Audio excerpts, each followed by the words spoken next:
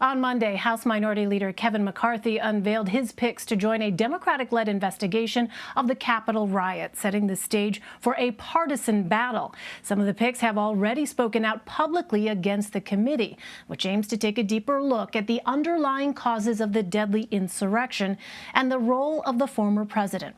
The committee is set to hold its first hearing on July 27th. House Speaker Nancy Pelosi still has to approve of McCarthy's appointees. For more, let's bring in Washington Post congressional reporter Marianna Sotomayor.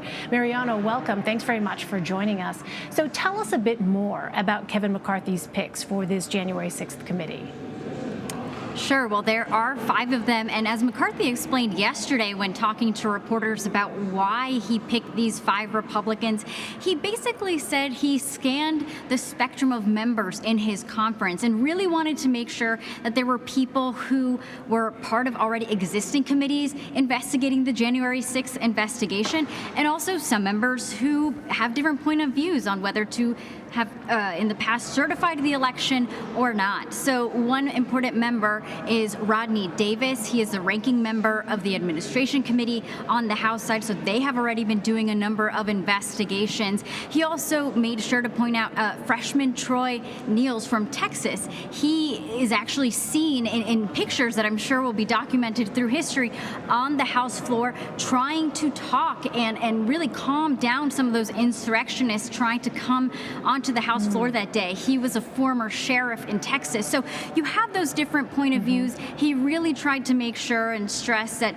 these people are ones who will take it seriously. Of course, you have also some more vocal Republicans like Jim Jordan, who has really done the rallying for Republicans on numerous committees over time.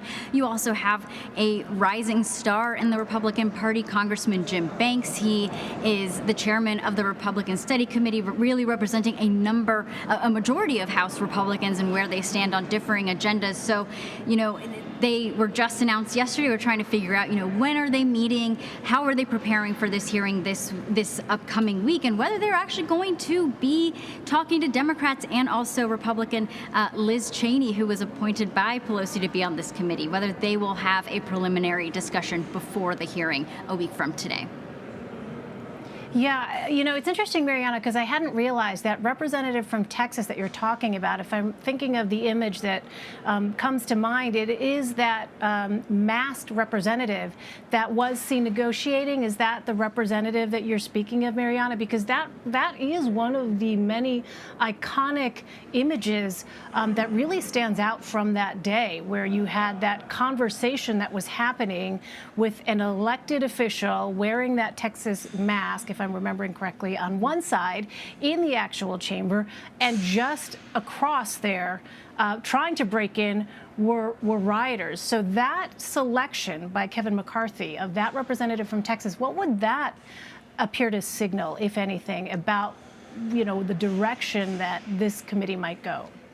Yeah, well, your memory is exactly right. That is Congressman Niels, who was photographed trying to talk to a couple of insurrectionists. And, it does speak volumes to McCarthy's decision-making, because who else was on the floor around that door trying to help other members was Congressman Andrew Clyde from Georgia. He, of course, over the span of several weeks and months has kind of changed his rhetoric. He has now become known as the one member of Congress who, during a hearing a couple months ago, suggested that these insurrectionists, if you saw them in the video footage, were just walking around the Capitol casually, like tourists have done for many years. So that does speak to who McCarthy wanted to put on the panel. Maybe not a flamethrower, someone who is already dismissive in some ways of the insurrection and what happened on January 6th, and not putting someone like that on the committee, but putting someone who had personal experience, who is a sheriff, who,